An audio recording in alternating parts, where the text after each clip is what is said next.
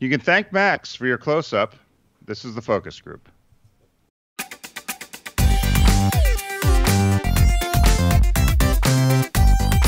They're all business, except when they're not. It's the Focus Group with Tim Bennett and John Nash.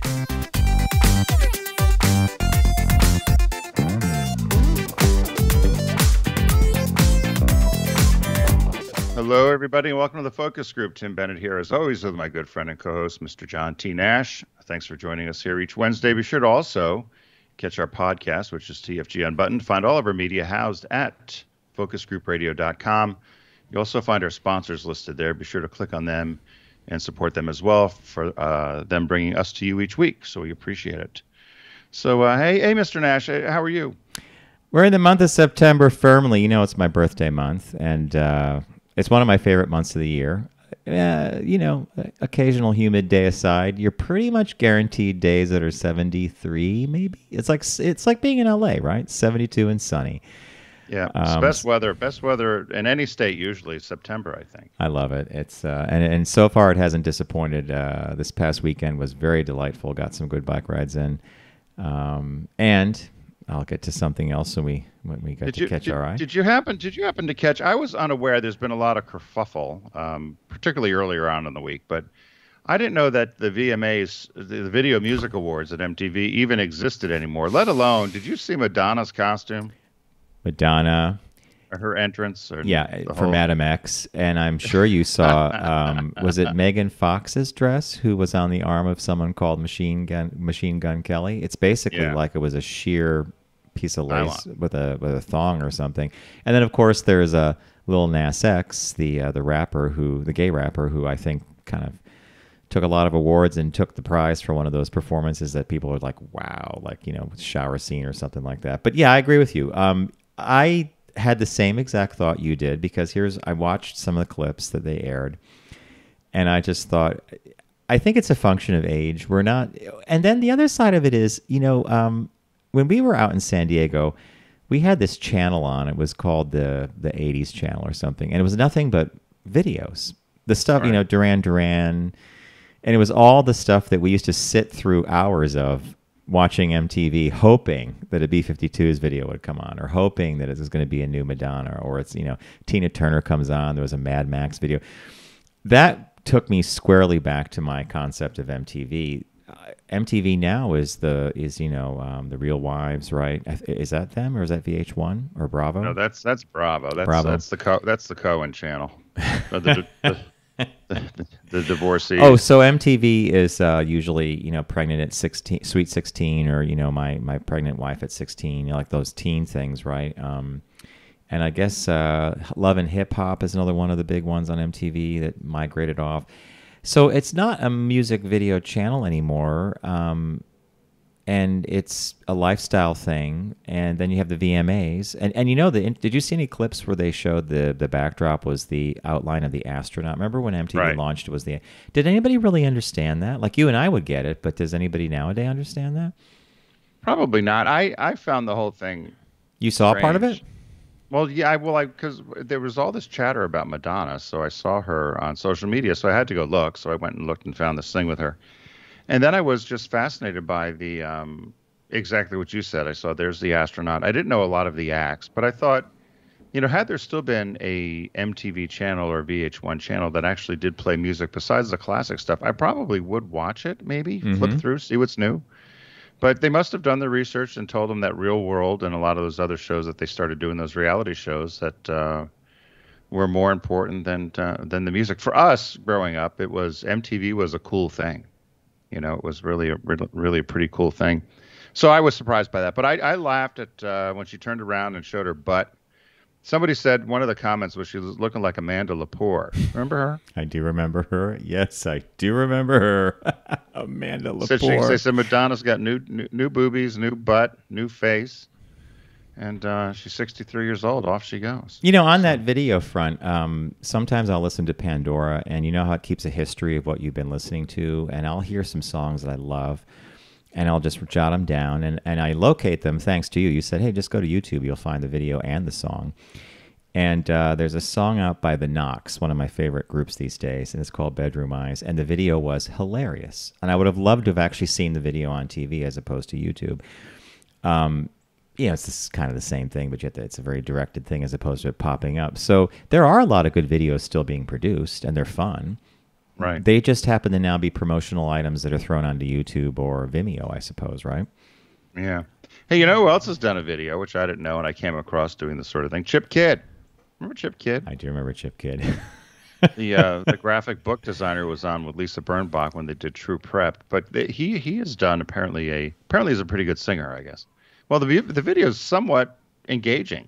Really? You'll have to watch do you mean I need to? Do you mean I need to like search this on YouTube and actually watch the performance?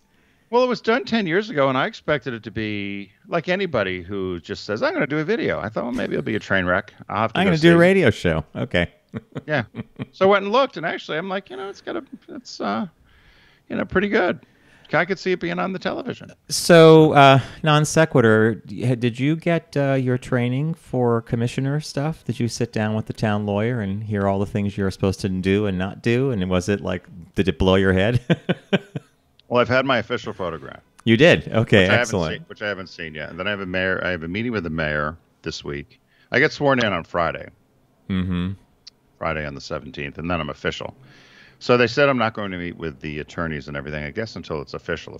Okay. Which is fine with me. But I met with some other city folk to learn the ifs, ands, and buts. I've already been told I needed to couch my language a little bit. I'm curious this is not, wait a minute, Tim. Your nickname at Subaru was Mendachi, the nail that would not be nailed down, the nail that would not lay flush or something. So I think that criticism of couching your language probably fell on receptive ears because you've probably heard it before, right? Yeah, but this is a little different thing. I think I was elected to be who I was, right? To be who I am. Anyway, I said, oh, thank you for the feedback. You sit and you listen to these. That's such a Bennett line. Thank you for your feedback. Yeah, well, you sit and you listen to these meetings, right? And they go on and on and on. And, you can steal a Judge Judy line. I don't need a whole lot of who shot John. Just tell me yes or no. What happened? Mm-hmm. And, these things will drone on and on and on. I was like, good God almighty. And I interrupted and said something like, boom, boom, boom. Like, just get, I don't want to hear all the backstory. Just tell me yes or no. Is it done? That's all you want to know. These meetings don't need to drag on. Some of these meetings apparently go on for 4 or 5 hours. Everybody has to make a point. Everybody has a point of view. It's our board meetings, which are nothing like my experience being on the board here at the building, is not going to be like your commissioner thing. I mean, it's volunteer. That's common. But it's a microcosm, I'm sure. Yeah, but I have learned to be quieter and to not interject and to wait till everybody has had their say. And sometimes I actually do learn something that I wasn't thinking about. Like, wow, I never thought that might actually be an issue. So, yeah, Well, and a lot of times it's best to say nothing. And when you meet with the mayor, he's going to reinforce your salary? Which is zero. Which is zero. Like, by the way, I'm going to give you a $2 bill. I heard you like $2 bills, Bennett. We're going to pay in twos. Here's a $2. Do you even get parking? Do I get parking? Do I get something? Wow. I mean, even if you worked at Comcast, you got free cable. I know Richard thinks you're going to be getting free something or other, like, the commissioner's at the front door. The GM at, like the finest restaurant in Rehoboth. The commissioner's at the door. Let him in. I've had to tell Richard, do not do that. I don't want that. He's had the habit after a couple Chardonnays. Oh, the new commissioner's here, by the way. I'm like, I do not want to be recognized. You don't want that notoriety? I don't want anybody to recognize me. I don't want anybody coming up to me, because that's what ends up happening. Yes. Yeah. Or they don't recognize who I am because I'm new, and then they start in with how horrible everything is, and then I have to hear it. So I said, do not do that. You're not. Plus, I can't accept anything. No. I can't accept a free meal. You're not allowed to. I can't accept a free drink. If anything, I got to pay more. Correct. So I said, keep your mouth shut. Anyway. So, yeah, that's that. So, what caught your eye this week? What caught your eye? Here's what Tim and John found. Okay. Saturday, September 11th was the 20th anniversary of the attack of the Trade Towers and the Pentagon and the plane that went down in Shanksville, Pennsylvania. Is that the... Yes. Yeah. Yes. We watched a lot of the ceremony, most of it actually. And then we went to meet one of our listeners, a longtime listener, our friend Billy Kittner, who has been encouraging me to join him at something called a fly-in. And it's done here in, I have the title as the Ghent Fly-in with Billy. Oh, wow. We have a little airport about 6 miles north of our house. It's a grass landing strip with a couple buildings and one of those orange socks, that catch the wind and tell you which direction the wind's going. It's I love it. And it's a small craft airport, and this club does something called a fly-in. So people from all around the county, usually about an hour and a half flying time, come in with their private airplanes. Billy was going to fly in with something called an air coupe. He owns a 1946 plane that when it was produced and made, it was called the Model T of the air. They thought they'd sell it to everybody. It has a steering wheel, like a car does. He didn't fly because he had fog in the morning. He drove up, which he was thrilled about because he got to actually spend time with a lot of people in some of their planes. But it was an amazing, fun, really great event. Bob and I pulled up. Billy walked right over to us, recognized us right away, and began walking us through. Now, Tim, you'll appreciate Billy's quandary. I became a kid in a candy store or a little boy, and I began looking at the planes, asking questions. Did they make the rum in this building in 100-degree heat, right? What if the propeller breaks? Buy a new one, John. But Billy was here's another picture. So that's the part of it. I think there might have been, Billy said there could have been upwards of 70 little aircraft that came in, including helicopters. So a lot of these folks flew in? Yes, some of them are. The plane off to the left in the picture I'm showing on YouTube right now is called a Cub Cadet. I think I got that right. If you're a single passenger, you have to fly the plane from the back seat because of the center of gravity. Like, you would just learn fun things like this. You look inside the cockpit and it's the dials. It's all analog. It's not like it's flying a jet plane or something, right? So how high can you go in these? Did he tell you how 1,800 feet. And that's it? That's pretty much your ceiling, and that's the restrictions for aircraft that are flying by landmark or by line of sight. So they have to fly from point to point, and they look down. It was really amazing. So here's a picture of Billy and me in front of another. Oh, wow. And he's got his Kittner helicopter hat on. His dad was a helicopter and aircraft technician, and it was a gorgeous day. I mean, it's one of those September 11th that was a lot like September 11th, right, 20 years ago. So Billy walked us. He identified plane after plane. Did you know, for example, that Cessna and all these companies that build these planes, like cars, every couple of years or every year they could change the model. So there are people that could identify the plane simply by its silhouette and what year it was manufactured. So let me show you another picture here. Biplane, this thing was a monster. This is a gorgeous plane. And a guy so people fly in for this pancake breakfast, pancakes and eggs. and as Billy said, these guys, they love free breakfast. So they fly in, they land, they have a breakfast, and then they hop in their planes. We saw this one take off. It's a wooden propeller in the front. This thing, as Billy said, wait till this goes by. This is a big boy. This sounds like a real plane. And it made that noise, that, and you instantly thought of Indiana Jones. But here's a little factoid. Billy says to me, I said, the biplane, Bob and I are talking with him about the biplane. He goes, get this. He goes, the upper wing only adds 20% more lift to the plane. So you know how airflow works with wings and stuff. So it was just little. And then he introduced us to some other pilots. And we met a really nice guy who had a plane that I would call the Porsche of planes. This thing looked like a sports car, the racing stripes on it. We saw him take off. And after a while, everybody got back in their planes. I guess the pancakes expired or the dish ran out, and everybody started taking off. And at the very end, before Billy left, he gave me an early birthday present. Where'd it go here? There it is. It's going to be hard to see, but he made this for me. And what it is, it's the hood ornament off a 1952 Nash automobile.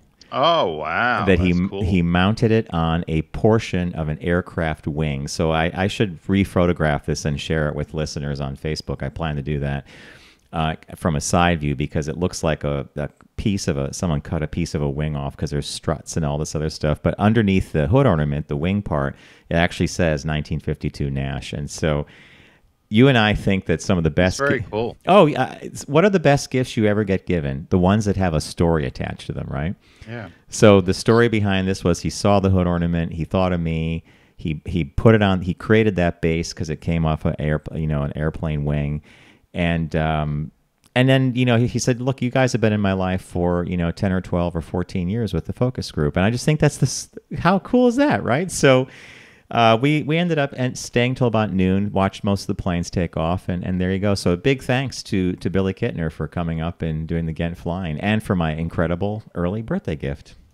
Well, it's funny because Billy had sent me, as I told you, I was off social media a lot of that day. So he had sent a note through our Facebook page and said, and had a picture of you, and I didn't know if you were just somewhere else. I didn't make the connection until later on that you were actually visiting with you and Bob were visiting with him. So it's this is really cool. I have two quick questions. Maybe you asked them. So you must be in contact with air traffic control, right? No, and I did ask them. Tim, you are so you and I swear to God, you're and how fast do you go on one of these?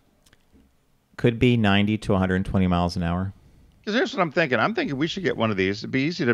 Why don't we use these to go up and down the Route 1, up and down the East Coast, rather than doing the. So the picture that Billy sent you of us, me, Bob, and Billy, and the tail of a plane. The tail of that plane was this that belonged to a pilot who flies for JetBlue, and we asked him about range.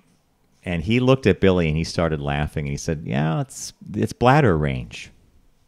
And I didn't click on it until finally he said, "You go as far as your bladder lets you, then you got to land." So and the planes have a limited amount of fuel, obviously, because they're stored in the wings.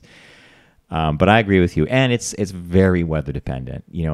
That was a perfect day for a fly-in. They had canceled the previous years due to the event, and this had a big turnout, and they were they had antique cars there. Wow. I'm convinced I need to do a flying lesson, by the way.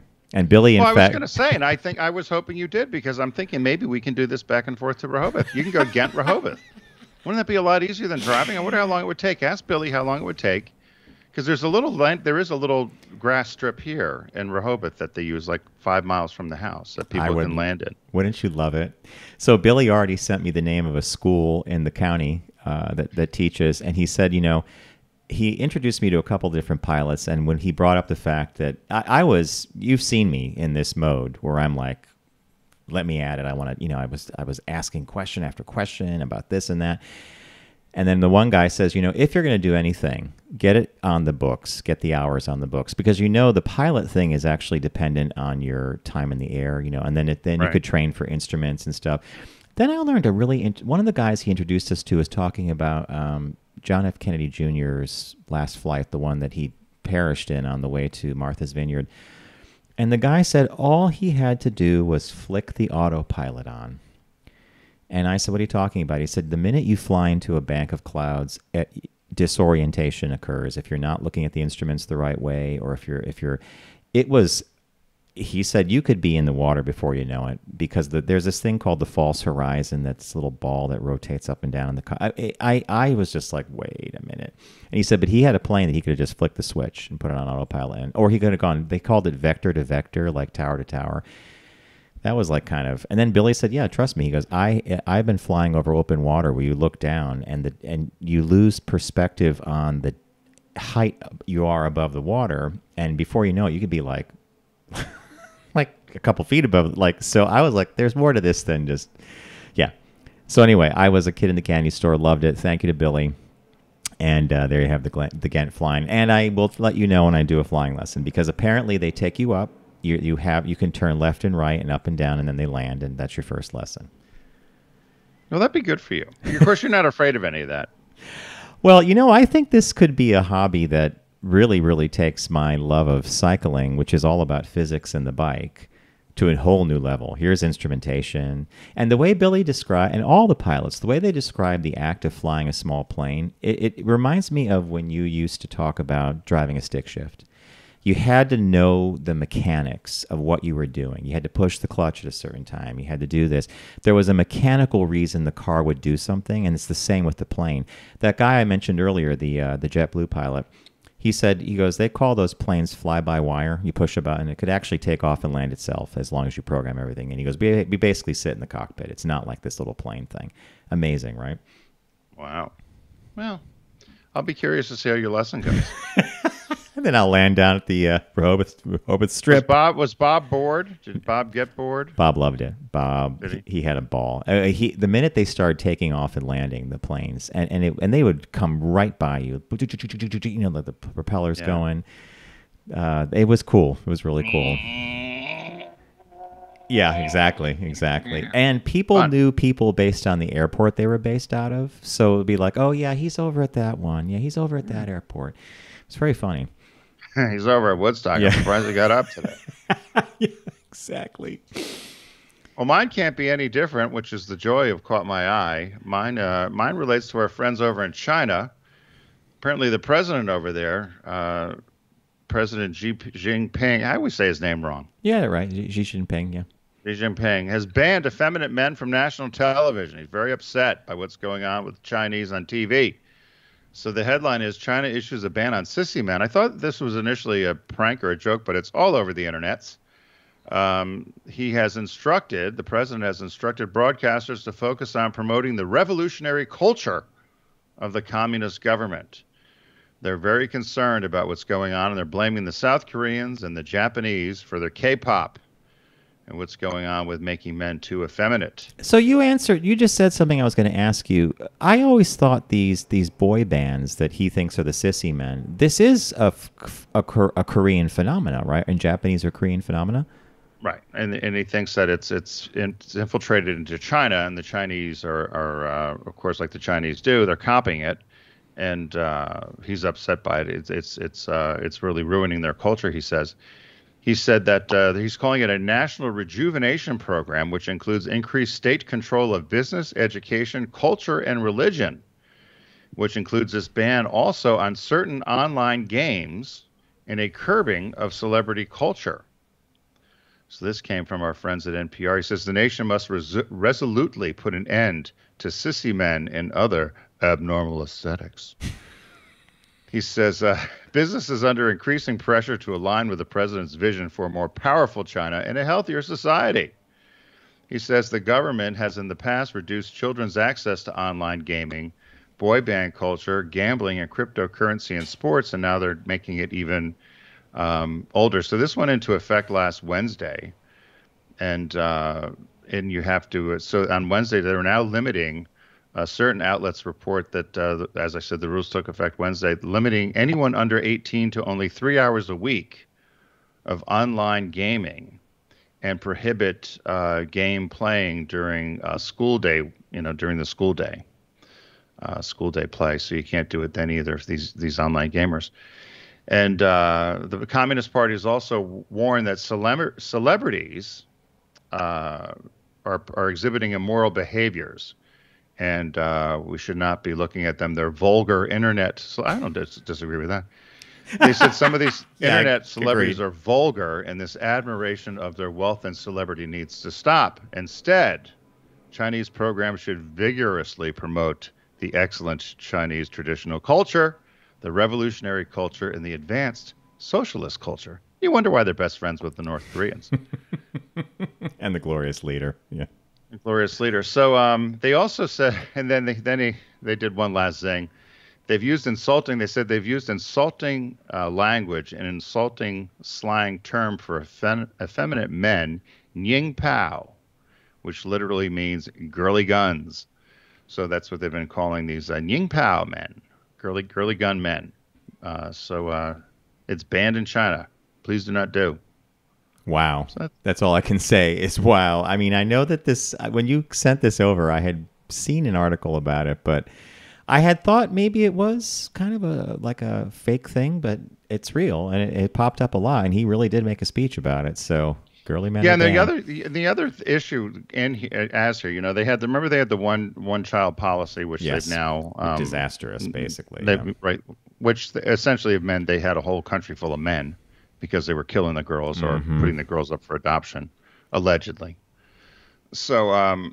So now they've got this whole country lopsided with men versus women, and now they're having an issue with birth rates, with birth rates, and children, so now this, so all these men coupled with effeminate men is just turning the whole place upside down, and of course they want to blame Western Western Asia or Western focused Asia, such as South Korea and Japan, and of course the evil United States. So I just found it funny because the Chinese are going to have. I don't know if you watched any of the. I don't know if you watch any of this. So people get themselves all tuned up about the Chinese military parades and stuff. Those are just models marching down the runway. Didn't somebody once from the Didn't somebody from the Pentagon Paris. once say they were made of like paper mache and? Oh, it's paper mache. They drag those paper mache weapons down the boulevard. You're not taking nuclear armed weapons which weigh tons and tons and tons and dragging them down the street. And are dangerous. Yeah. Some of them are reinforced, but essentially they particularly the North Koreans, they could tell where they were painted over from last year, and they put a new paper mache cone on it to make it look tougher or something. But they generally figure things out. But they're measured. You can watch this on YouTube. So these people that are marching, when you look at any of these dictator states, everybody is within an eighth of an inch and probably within a half an ounce of each other in weight and size. And so that's why they look so perfect and look so great marching. Everybody looks the same, and they also have to maintain a certain look. So they all look like models. Some of these women that are marching. Now, I don't know if you've seen my favorite one with the Chinese is this. It's pink outfits, go-go skirts, mini skirts with white go-go boots. Now, what military women? They say these are the Beijing force. These women, you look them up on YouTube with the pink go-go skirts, pink mini skirts and white go-go boots, but they're beautiful. They're absolutely gorgeous, look like runway models, but they're all the exact same size.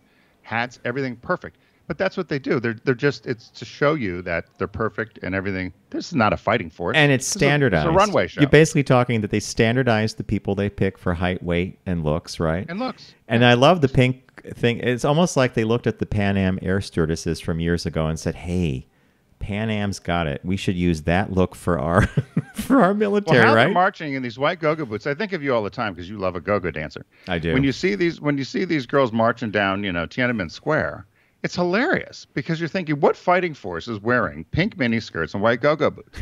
And they're carrying, M16s. Plastic M16s. Yeah, they're carrying guns.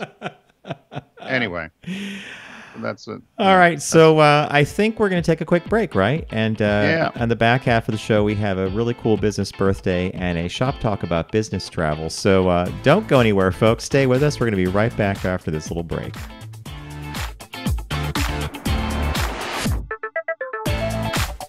You're listening to The Focus Group with Tim and John. Learn more at focusgroupradio.com.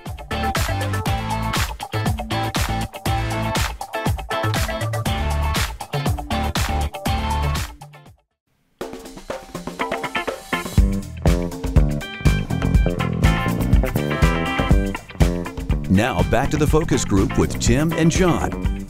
Available pretty much everywhere.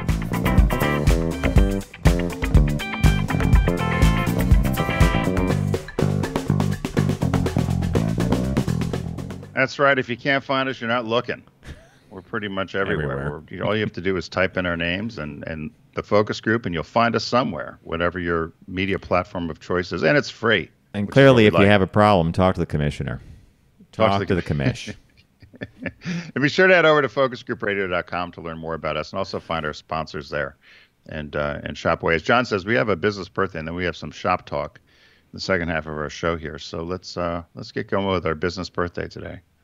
Everyone does celebrity birthday greetings, but the Focus Group is the only show in the universe that celebrates business birthdays. So today, September 15th, born in 1877, Maximilian Faktorowicz was his real name. Faktorowicz. You think that's what it is, Faktorowicz? Faktor, yeah, Faktorowicz. Yeah. Faktorowicz. Maximilian Faktorowicz. Now, we would spell Maximilian different. We would use an X. Yeah, I just noticed that. Tim's right. It's the spelling is Maksy, Maximilian. Yeah, it would be. Yeah, you're right. We would Maxi. Okay. Yeah, we would spell a little different. We use an X and an I. Blah blah blah. Anyway, born September 15th, 1877. Died at 60, very young. That is. August 30th, in 1938. Also known as you know him as Max Factor, the makeup god. He was a Polish-American businessman, beautician, entrepreneur, and inventor. And founder of the cosmetics giant Max Factor and Company. He largely developed the modern cosmetics industry in the United States and popularized the term makeup in noun form based on the verb. Before he came along, they just called it grease paint. Whoa, whoa, whoa! Really? So he is behind the word makeup. It's behind the word makeup. He coined the word. Wow. He Okay, and his that's he and his cool. son.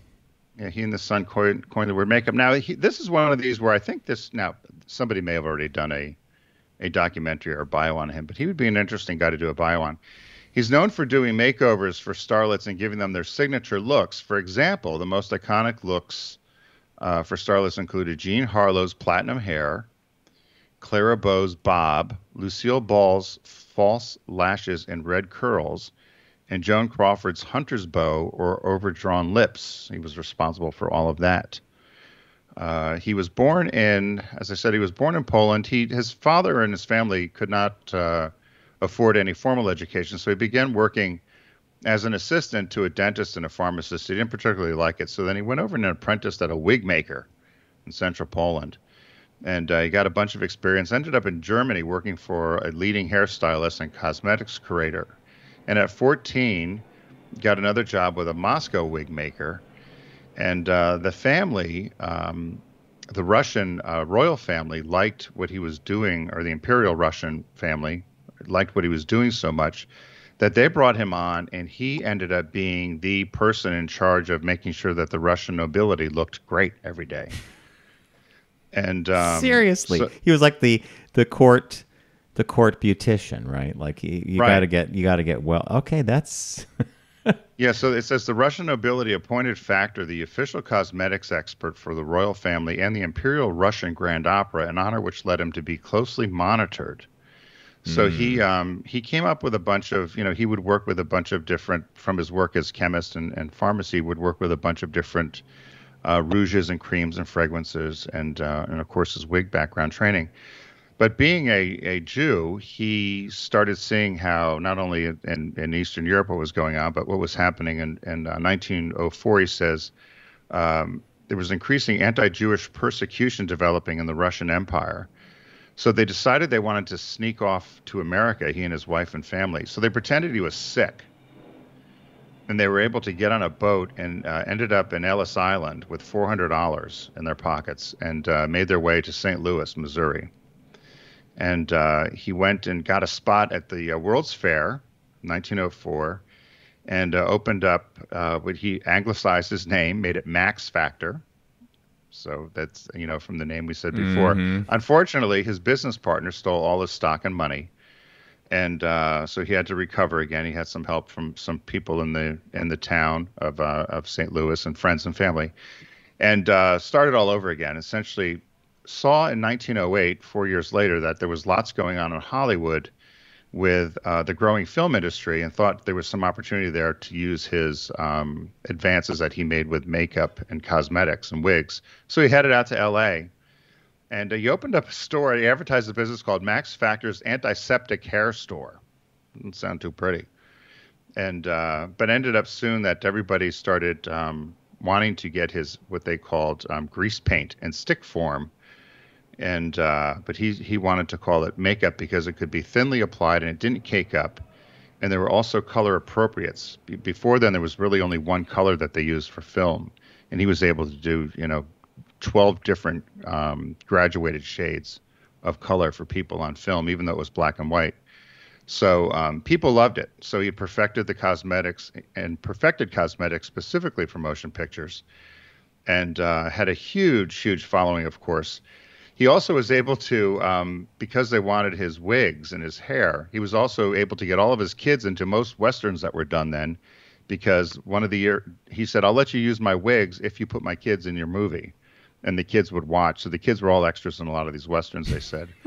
And then he would get credits at the end of the shows if you would see, cosmetics or makeup done by Max Factor. So they said he developed a reputation for customizing makeup, and his notable clients were Ben Turpin, Gloria Swanson, Mary Pickford, Paula Negri, Jean Harlow, Claudette Colbert, who you had met, Betty Davis, Norma Shear, Joan Crawford, Judy Garland.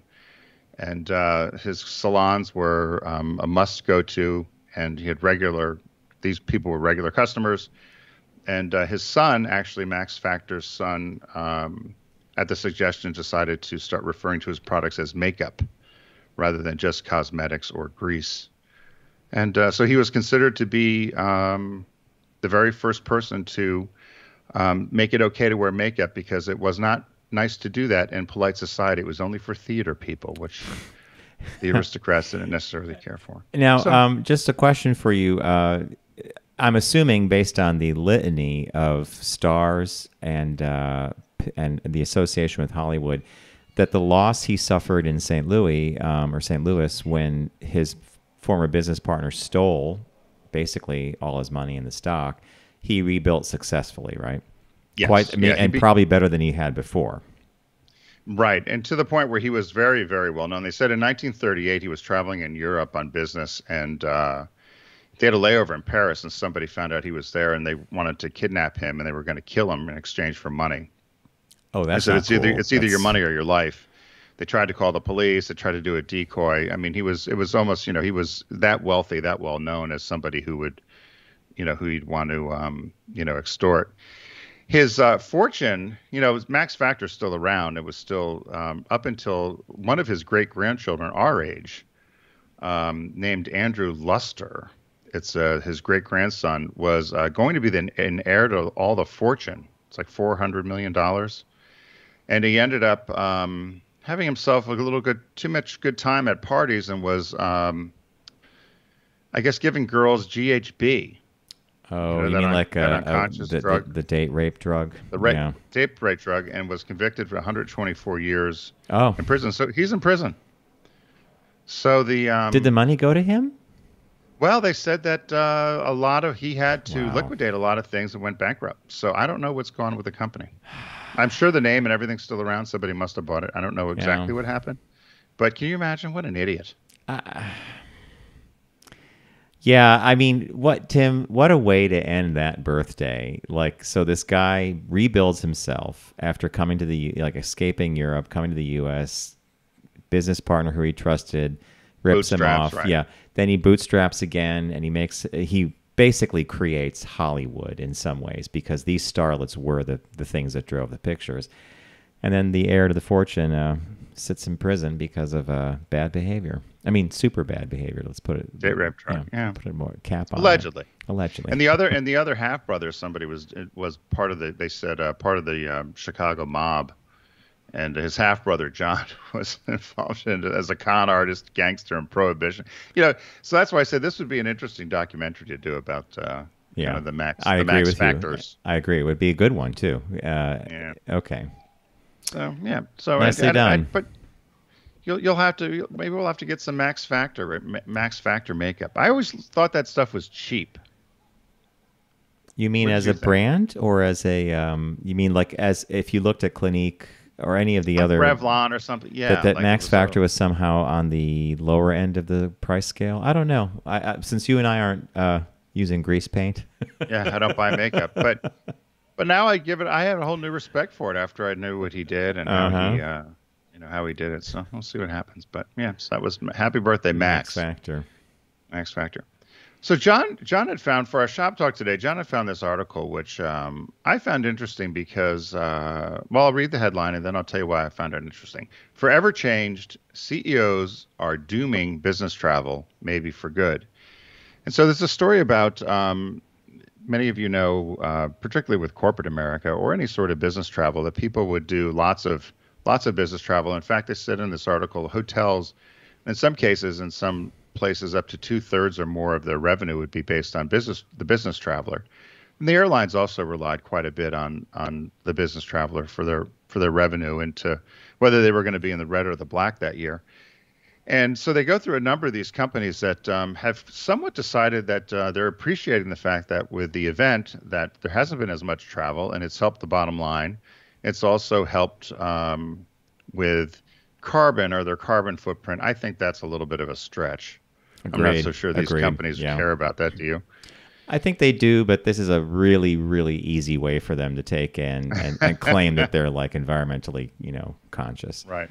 And then they're saying that, they really are asking people, do you really need to take that trip, or is this trip really necessary? And can you get it done online? And people now are a lot more forgiving. And they said with the technology now, I also don't think the technology is so great either, although they're saying that the technology is much better. But that maybe you don't have to, no longer have to fly around the world. Now, you like the personal, face-to-face yeah. human touch. But I have talked to a lot of people that have said that they are delighted to not have to get back on a plane and fly halfway around the world again. Well, at the end of your at the end of your last corporate gig, you were pretty much on that camp already. There was nothing glamorous about business travel by the time you, No. and you had seen it all. You'd been through horrific flights, missed flights, delayed flights. You had experienced every piece of the airline ecology. But Tim had referenced earlier something about the profits that hospitality industry could bank on and the airline industry could bank on. And through this article, I pulled a couple of paragraphs to give voice to that. Here's one. Business travelers who buy premium class or more expensive refundable tickets rang in as much as 3/4 of airlines' pre-event profits, while accounting for only 12% of the seats. The hotel sector, which draws 2/3 of its revenue, 2/3 from business travelers, could see a dip of as much as 18% by 2022 as virtual meetings replaced 27% of corporate travel volume. So that stuck with me. 3/4 of their revenue comes from 12% of the seats on the plane. That blows your mind, right? Right. And then this other guy says, an executive says, the event has definitely taught people that some of the mad regular dashes across the Atlantic hither and thither aren't necessary. But when you peel back beyond that superficial analysis, you realize people were doing it because they thought it delivered real benefit to them. So this in-person idea of fly out and meet the customer or come in for the meeting, there was a perception that it was adding value. I think you and I prefer in person. I'm happy to do the Zoom stuff for a while, but eventually I want to see somebody and kind of have a connection there, right? Yeah, no, I think there certainly is a time for the face-to-face, but I think they were saying here there are cases where, and they were saying Volkswagen, they used Volkswagen as an example. I have that paragraph pulled, yeah. Yeah, is there, do you have it highlighted? Yeah, it says Volkswagen AG is making employees jump through hoops before they can fly. This is the best. Internal booking software steers them toward alternatives to flying, the most carbon-intensive form of travel. They're also asked to justify why they can't conduct the business online. And then following up on that, a French defense and tech giant Thales, trips will be for longer and probably less frequent in order to optimize costs, environmental impact, and well-being. And then one guy said, there was a couple of nuanced things, like Air France KLM CEO Ben Smith simply said, I hear many of our corporate customers saying that the day they lose an account because they weren't somewhere face-to-face will immediately bring them back to the way operations were before. And I had heard that also. Jamie Dimon said that once in the financial industries. Like he said, he actually said a few months ago, we've lost business because we can't be in person. Hence, I'm interested in being, back at the top of the heap with business travel. But fascinating, right. Huh? Yeah, and there are trips. I mean, there's the one I told you about at the time I got in trouble with Bill. Bill was the VP of marketing. I was the director of marketing, and he and I were summoned to Japan. Oh, is this the mint in the corner? The got 20-minute meeting. It's a 14-hour flight, and then with the time change, you lose a day. We get there late at night in Tokyo, the trains, the whole deal. We get there, we sit in a room with I still remember, Bill, it was so funny. There were no legs on this sofa, and our knees are up to our chins. Woman comes in with the tea service and the little coffees, and she bows and then she backs out. And he was very dry. He's like, I wonder if we're going to get a lap dance. And we're in the headquarters. Favorite story, one of my favorites, yeah. But then, they come in, we had to stand up, we had to bow, we had to apologize, and then that was it. And we were left in Tokyo to get our next flight, to get all the way back to the United States. We've lost days. I mean, we got back on Tuesday. We left on Friday, got back on Tuesday for a 20-minute meeting. And essentially Bill and I went and had a nice sushi dinner, just kind of wandered around Tokyo a little bit, and then went back to Narita and hopped the plane. Flew back first class. 14-hour flight. All the way through LA. Yeah, I mean, it was... that's a great way to lead into this paragraph from the comment from the CEO of Michelin. And he says, there are a lot of myths and fantasy about travel, but it's really very tiring. We should do it only when it's absolutely necessary. He said, I travel a lot, and I can tell you it's physically grueling and takes a heavy toll.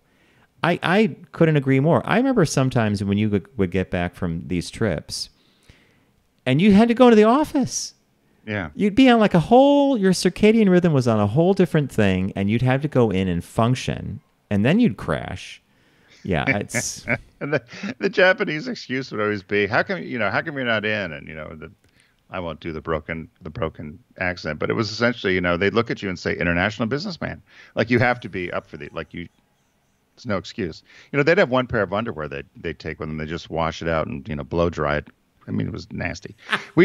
I'd be like, you're on the road for 2 weeks with this little satchel. I mean, how are you getting around the world? They would fly around the world with, a couple pairs of underwear and, a few ties and wash the stuff out at night in the room. Or would they send it to have the hotel do the laundry? No. It was washed out. Oh, really? Okay. So did you actually inquire about that? And someone actually... Of course I did. I'm like, what are you doing? I'm taking all this luggage. Like, you can't believe I'm sending stuff ahead.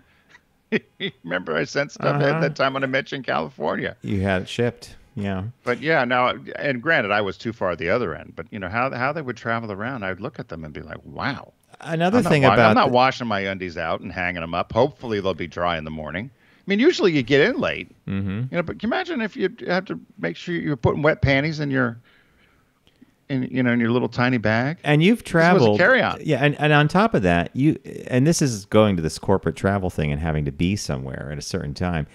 Tim has traveled when you have had an accident at home and you've hurt your foot, you've fallen down the steps, or the last 2 steps you missed something, or the time you flew to Vegas and you were in all that pain and it turns out you needed an emergency appendectomy. I remember coming in the next day and I'm like, I couldn't reach you, and I finally reached, I forget who I reached. It might have been Comrade. It might have been Comrade, actually. She's like, no, here's the deal. Tim's in the presidential suite. Fred's, you were in Fred's suite because you had the emergency appendectomy at some clinic in Las Vegas. So no, business travel, I remember once I was like, boy, this is cool. You're like, yeah, you do it a couple more times. It ain't going to be so cool. Yeah, I never. But the gist of this article. It's fun when you're young. Yes. It's fun when you're young. And it's exciting when you're young. But the gist of this article, to wrap it up, is that there's no doubt that business travel may never be what it was before. And there's a lot of the airline CEOs, the Delta CEO, for example, is very hopeful that these numbers will come up and it may get back sort of what it was. But a lot of the nonsensical trips, to present a PowerPoint deck and then get on the plane and come home. Now you can do that virtually. And I think we're all a little bit happier about that. I mean, I didn't mind my last trip to San Diego. It was very easy on JetBlue, but you do realize there's a whole ecology, right? Like you have to deal with the car rental, you have to check in. It's the whole thing, right? Well, no, I remember we used to have to do regional meetings, and it was once a quarter, and you traveled to all the regional offices. Well, now you could probably... Did you have 5 nationwide? You know who the people are. Yeah, but you know who the people are now. You probably could... Call them up. Get them done far more efficiently and just do them, via Zoom. Yeah. Right? There you have it. All right, folks, we want to thank you for joining us today on the Focus Group. FocusGroupRadio.com is our website, and when you're there, you can find out about us and all our partners, including our additional podcast called TFG Unbuttoned, usually released on Tuesdays, a little shorter, about 20 minutes. And a big thanks to all our partners, including Deep Discount. Stay tuned. Next week, we have more Criterion discs to give away, and thank you for everybody who played the game last week. A lot of great guesses, a lot of correct guesses, and you've already heard from me if you did guess correctly. Boy, that was a lot to say. So instead, thanks for joining us again. We really appreciate it a great deal. Have a very safe week, and we'll see you in the new one.